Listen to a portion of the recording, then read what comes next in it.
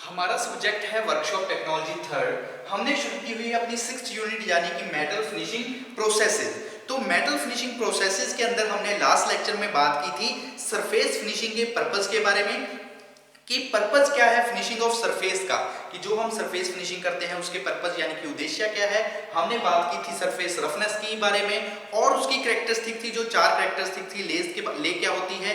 तो उसके बाद हमने बात की थी फ्लैश के बारे में, फ्लास के बारे में, रफनेस के बारे में और वेबनेस के बारे में।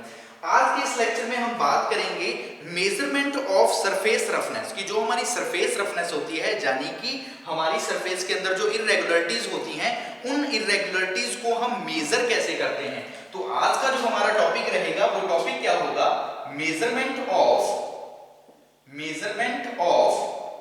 हमारा जो टॉपिक होगा वो क्या होगा, मेजरमेंट ऑफ किसकी मेजरमेंट, हमने मेजरमेंट करनी है हमारे सरफेस रफनेस की मेजरमेंट, ठीक है, मेजरमेंट ऑफ सरफेस रफनेस। तो हमारा टॉपिक क्या रहेगा, वो टॉपिक होगा मेजरमेंट ऑफ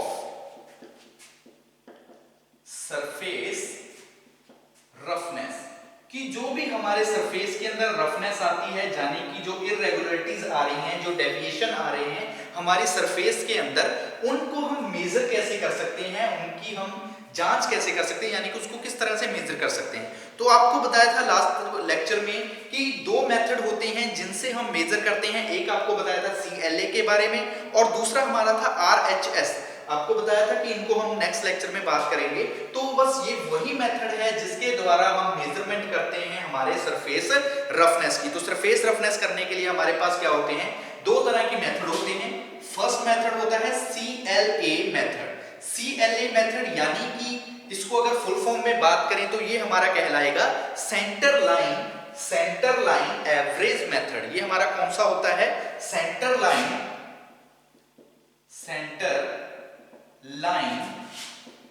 एवरेज। ये कौन सा कहलाएगा, सेंटर लाइन एवरेज मेथड। और दूसरा आपको क्या बताया था, दूसरा हमारा होता है RHS। तो RHS कौन सा होगा, ये हमारा कहलाएगा रूट मीन स्क्वायर मेथड। ये कौन सा होगा, रूट मीन स्क्वायर मेथड। तो ये हमारे पास 2 मेथड्स हैं जिन मेथड्स के द्वारा हम क्या कर सकते हैं, हमारे सरफेस की जो रफनेस है, सरफेस की रफनेस को मेजर कर सकते हैं इन 2 तरीकों से। फर्स्ट वन कौन सा है, सेंटर लाइन एवरेज मेथड यानी कि CLA, शॉर्ट फॉर्म में हम इसको क्या बोलेंगे, CLA, centre line average method. Second one is RHS यानी कि रूट मीन स्क्वायर मेथड। तो अब हम इनके बारे में बात करेंगे, इनके बारे में जानेंगे कि क्या है। तो सबसे पहले हम बात करते हैं सेंटर लाइन एवरेज मेथड के बारे में। सबसे पहले हम बात करते हैं सेंटर लाइन एवरेज मेथड कि ये क्या होता है। तो सेंटर लाइन एवरेज मेथड क्या है, the average value of the ordinates, जो भी हमारे ऑर्डिनेट्स है सेंटर लाइन पे, जो भी हमारे ऑर्डिनेट्स हैं उनकी एवरेज वैल्यू, कि the average value of the ordinates from the centre line, the algebraic sign of the ordinates is not consider in this. इसमें क्या करते हैं हम, यानी कि हमारी मान लीजिए जो सेंटर लाइन है हम बात करते हैं, या ये हमारे पास क्या है, एक तरह से मान लीजिए इस तरफ क्या है, ये हमारा एक सरफेस, ये हमारी क्या है, एक सेंटर लाइन है, इसके अंदर हमारा सरफेस है,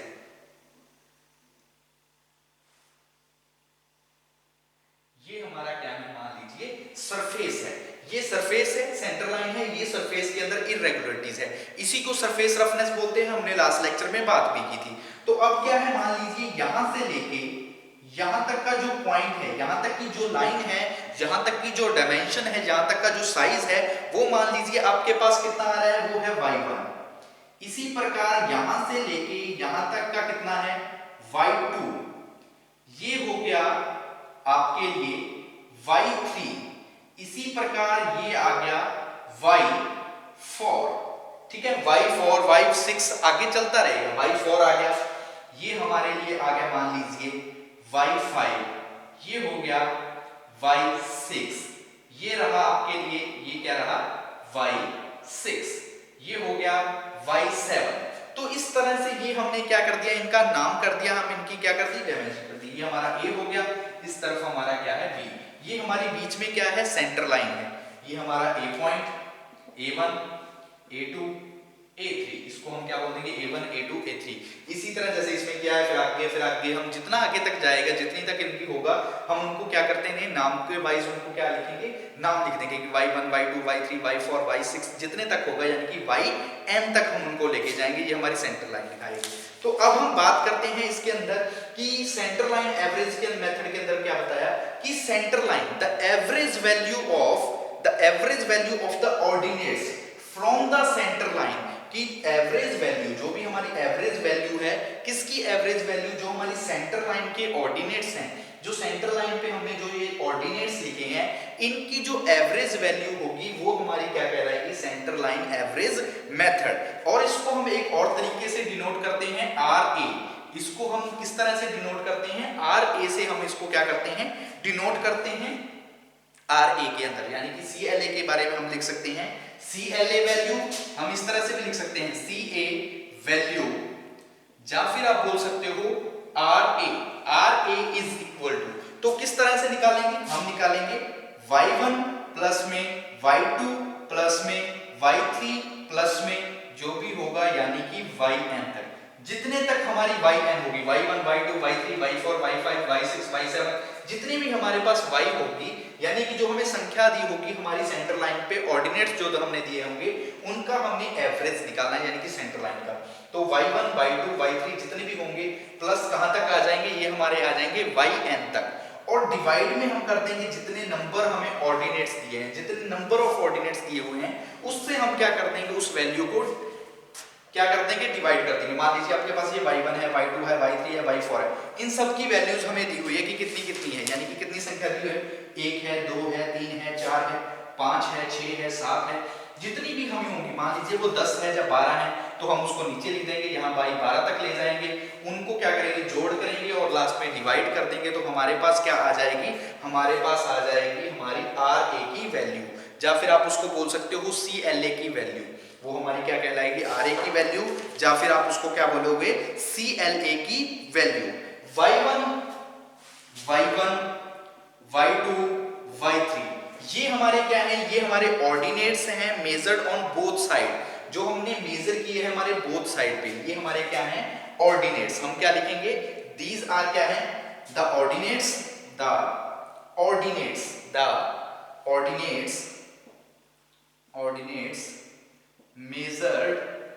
measure on both side, measure on both sides of the centre line, या फिर आप बोल सकते हो मीन लाइन, कि जो हमारी मीन लाइन है या फिर सेंटर लाइन है, सेंटर लाइन के दोनों साइड पे हमने क्या किया है, मेजर किया हुआ है, किसको मेजर किया हुआ है, तो उसको हम बोल देंगे Y1, Y2 और Y3। इसी प्रकार जो हमारा YN है, ये N है, ये हमारा क्या कहलाएगा, नंबर ऑफ ऑर्डिनेट। N को हम क्या बोल देंगे, N क्या कहलाएगा, नंबर ऑफ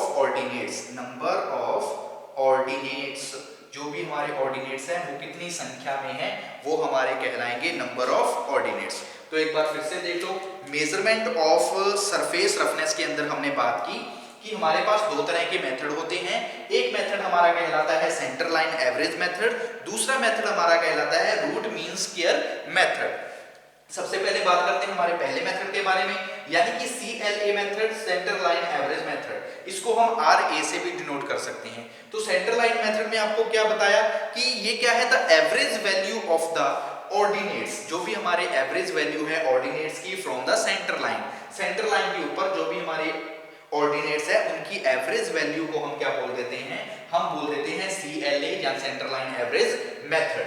तो ये हमारा फॉर्मूला बन जाएगा CLA वैल्यू निकालने का, RA को निकालने का, Y1 प्लस में Y2 प्लस में Y3, यानी कि जितने तक हमारी YN है वहां तक डिवाइड बाय हम क्या कर देंगे N, यानी कि N जो हमारे क्या है, नंबर ऑफ ऑर्डिनेट। तो Y1, Y2, Y3 जो हमारे YN तक है, इनको हम क्या बोलेंगे, ये हमारे ऑर्डिनेट है जिनको हमने मेजर किया है हमारी सेंटर लाइन के बोथ साइड पे, यानी कि ऊपर और नीचे दोनों साइड से हमने मेजर की हुई वैल्यूज है, उनको हमने लिखा है Y1, Y2, Y3 या YN की फॉर्म में।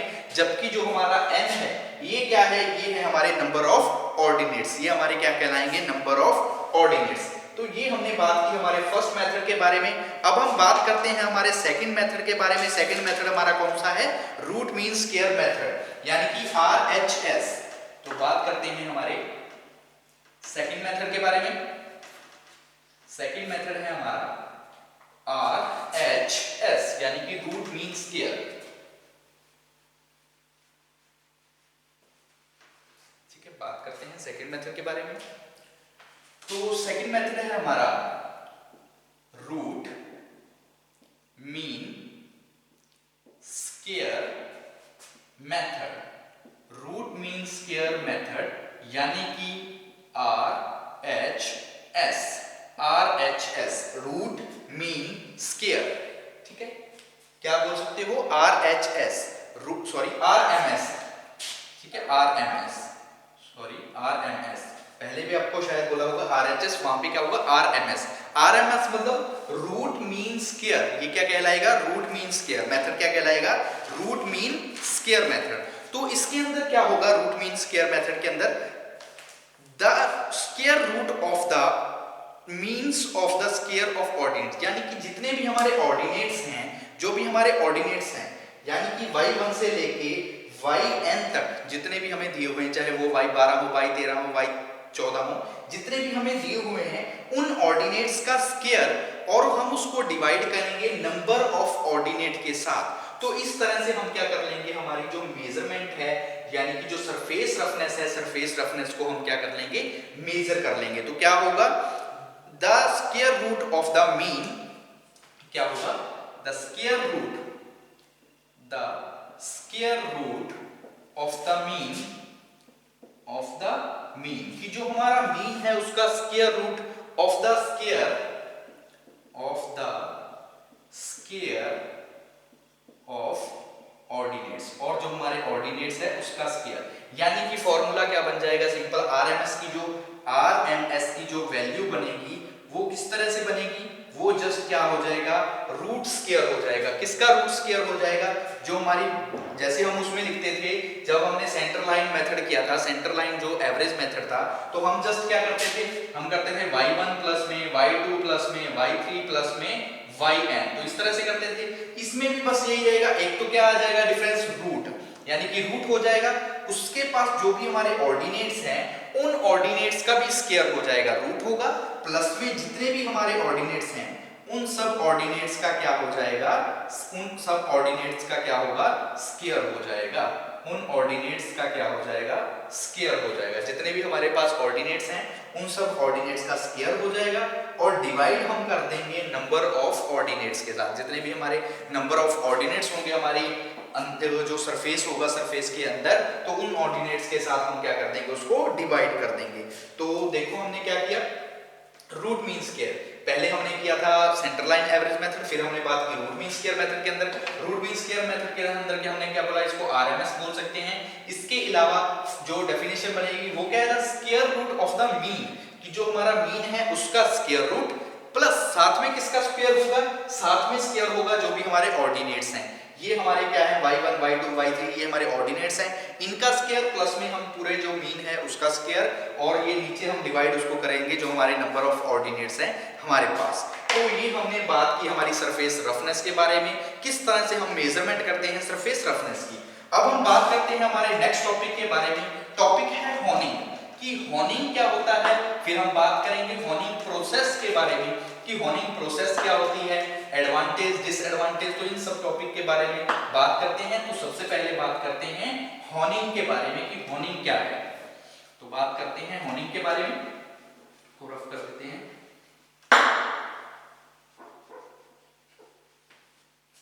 ठीक है, टॉपिक है हमारा होनिंग।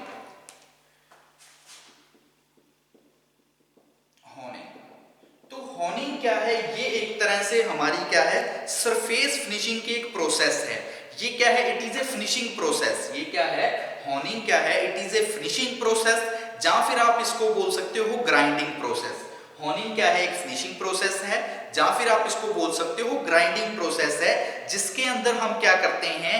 अपने जो अलग अलग शेप्स हैं, अलग अलग शेप्स की हम क्या करते हैं, अलग अलग शेप्स की जो प्रोडक्ट्स हैं, अलग अलग शेप्स के जो वर्क पीस है, सरफेस है, उनकी फिनिशिंग करते हैं with the help of abrasive stone. यानी कि हमारे पास क्या होगा, एक बॉन्डेड अब्रेसिव स्टोन होगा। उस स्टोन की सहायता से हम क्या करेंगे, वेरियस शेप्स की हम क्या करेंगे, फिनिशिंग करेंगे, जहां उनको ग्राइंड करेंगे। उस पूरी प्रोसेस को, उस सारी प्रक्रिया को हम क्या बोल देंगे, होनिंग प्रोसेस। यानी कि होनिंग क्या है, it is a finishing process. Honing क्या है, इट इज ए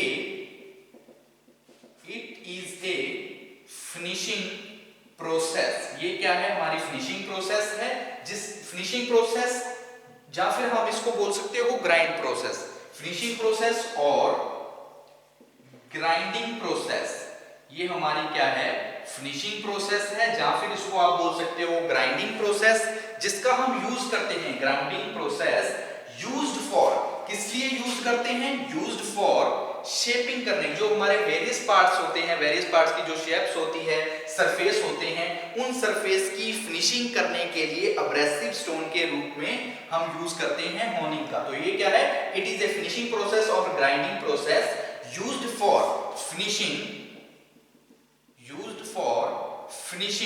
surface या finishing various shapes, ठीक है, various shape with the help of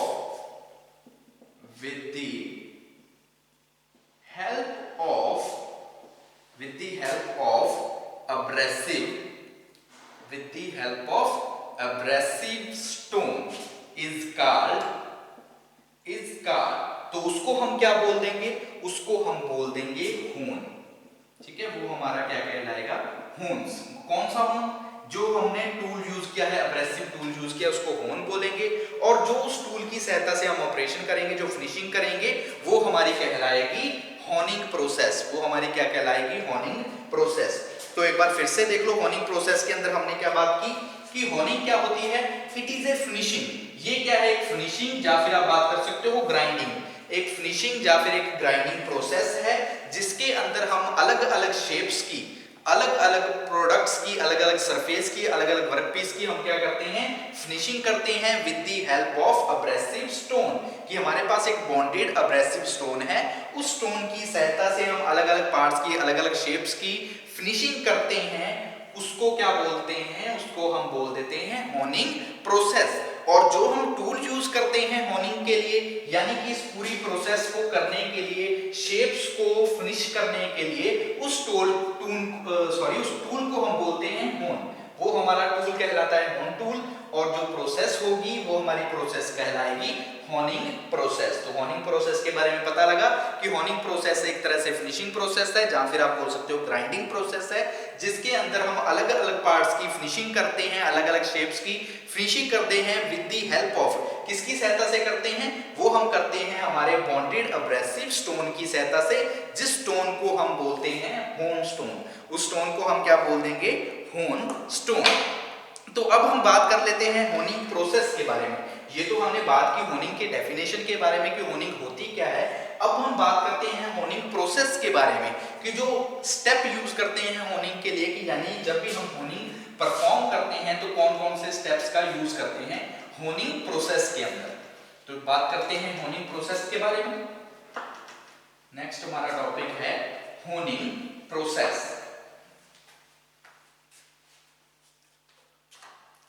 honing process, तो सबसे पहले फर्स्ट स्टेप में हम क्या करेंगे, द वर्कपीस क्लैंप्ड वेरी केयरफुली। यानी कि सबसे पहले हम क्या करेंगे, जो हमारा वर्कपीस है, यानी कि जिस वर्कपीस पे हमने होनिंग ऑपरेशन परफॉर्म करवाना है, उस वर्कपीस को पूरी तरह से यानी कि प्रॉपरली हम क्या करेंगे, उसको क्लैंप करेंगे। प्रॉपरली हम उसको क्या करेंगे, जो भी फिक्सचर्स हैं वहां पे हम उनको पूरी तरह से क्या करेंगे, माउंटेड करेंगे ऑन द वर्क टेबल। तो सबसे पहले स्टेप में हम क्या करेंगे, वर्कपीस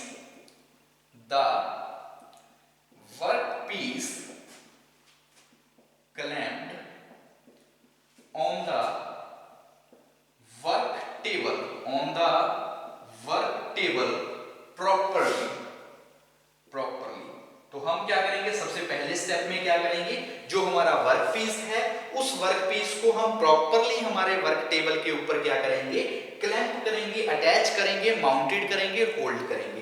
सेकंड पॉइंट में हम बात करेंगे, सबसे पहले पॉइंट में हमने बात की कि हमने क्या किया, हमारे पास जो वर्क पीस था जिसपे हमने होनिंग ऑपरेशन परफॉर्म करवाना है, उस वर्क पीस को हमने क्या किया, क्लैंप कर दिया हमारे फिक्सचर पे, हमारे वर्क टेबल के ऊपर। उसके बाद हम क्या करेंगे, सेकंड स्टेप में जो भी हमारी एब्रेसिव स्टिक्स है ऑफ एल्युमिनियम ऑक्साइड और सिलिकॉन कार्बाइड जो हमारी क्या है, स्टिक्स हैं, एब्रेसिव जो भी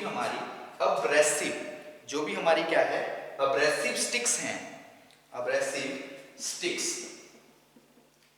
स्टिक्स हैं, वो किसकी है, abrasive sticks of aluminium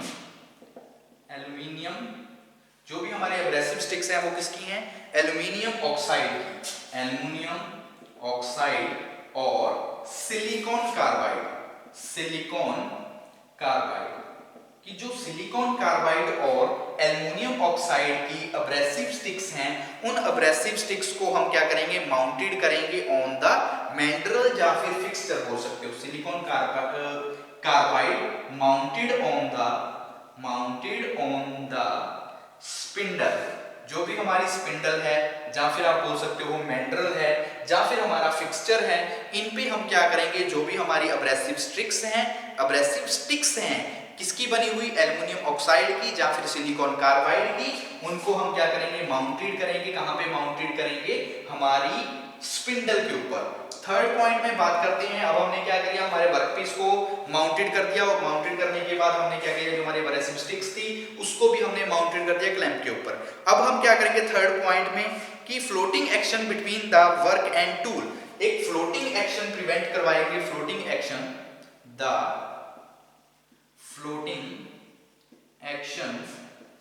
between work and जो हमारा क्या है, जॉब है, वर्क एंड टूल कि एक फ्लोटिंग एक्शन होगा, किसके बीच में होगा, जो हमारा वर्क पीस है, जो हमारा वर्क है और टूल के बीच में क्या होगा, फ्लोटिंग एक्शन होगा। यानी कि बराबर दोनों एक तरह से क्या करेंगे, फ्लोट करना, ये दोनों क्या करना शुरू कर देंगे, इस तरह से फ्लोट करना शुरू कर देंगे। उसके बाद हम फोर्थ पॉइंट में क्या करेंगे, ये तो हमने बात की अपने 3 पॉइंट की। फोर्थ पॉइंट में हम क्या करेंगे, जो हमारे स्ट्रोक है, स्ट्रोक की लेंथ को या साइज को हम क्या करेंगे, एडजस्ट करेंगे। The stroke and working length can be adjusted, जो भी हमारी स्ट्रोक है, stroke length and size adjusted, हम क्या करेंगे, साइज और लेंथ को क्या करेंगे, एडजस्ट करेंगे। हमारे वर्कपीस का जो भी होन्स है उनके साइज को, उनकी लेंथ को हम क्या करेंगे, एडजस्ट करेंगे हमारे फोर्थ पॉइंट के अंदर। उसके बाद फिफ्थ पॉइंट के अंदर क्या बात करेंगे, जो हमारा होनिंग टूल होगा वो क्या करेगा, रेसिप्रोकेटिंग मोशन शुरू कर देगा। वो स्लोली क्या करेगा, धीरे धीरे रेसिप्रोकेटिंग मोशन करना शुरू कर देगा, रोटेट करना शुरू कर देगा, और हमारे सरफेस की क्या करता जाएगा, फिनिशिंग करना, हमारे सरफेस की फिनिशिंग करना, जो सरफेस है हमारे पास वर्कपीस है उसकी फिनिशिंग करना क्या कर देगा, शुरू कर देगा, हमारी फिनिशिंग करना क्या कर देगा, शुरू कर देगा। तो इस तरह से हमारा होनिंग प्रोसेस कंप्लीट होगा। तो होनिंग प्रोसेस के अंदर शुरू में देख लो हमने क्या किया, जब हमने शुरू किया टॉपिक होनिंग प्रोसेस का, तो होनिंग प्रोसेस के अंदर हमने क्या किया, सबसे पहले तो होनिंग प्रोसेस के अंदर करेंगे वर्कपीस, जो भी हमारे पास वर्कपीस है, या फिर आप बोल सकते हो जो हमारी जॉब है, जिस जॉब के ऊपर, जिस वर्कपीस के ऊपर हमने फिनिशिंग करनी है, जिस सरफेस की फिनिशिंग करनी है, उस सरफेस को, उस वर्कपीस को हम क्या करेंगे, प्रॉपर्ली क्लैंप कर देंगे। क्लैंप कहां पे करेंगे, ये क्या क्लैंप कर देंगे, हम क्या कर देंगे, प्रॉपर्ली क्लैंप करेंगे। कहां पे क्लैंप कर देंगे, उसको हम प्रॉपर्ली क्लैंप कर देंगे। कहां पे क्लैंप करेंगे, उसको हम क्लैंप करेंगे, कहां पे क्लैंप करेंगे, हमारे वर्क टेबल के ऊपर। हम क्या करेंगे, हमारे वर्कपीस को प्रॉपर्ली क्लैंप करेंगे वर्क टेबल के ऊपर। सेकंड पॉइंट में हम क्या करेंगे, जो भी हमारी एब्रेसिव स्टिक्स हैं, यानी कि जो हमने एब्रेसिव स्टिक्स मतलब हॉर्न्स यूज करने हैं फिनिशिंग के लिए, उन एब्रेसिव स्टिक्स को, जो स्टिक किसकी बनी हुई है, एल्युमिनियम ऑक्साइड की, या फिर बात कर सकते हैं सिलिकॉन कार्बाइड की। एल्युमिनियम ऑक्साइड और सिलिकॉन कार्बाइड की जो हमारी एब्रेसिव स्टिक्स बनी हुई है, इन स्टिक्स को हम क्या कर देंगे, फिक्स कर देंगे, जो भी हमारी स्पिंडल होगी, मैंड्रल होगा, या फिर फिक्स्ड होगा वहां पे।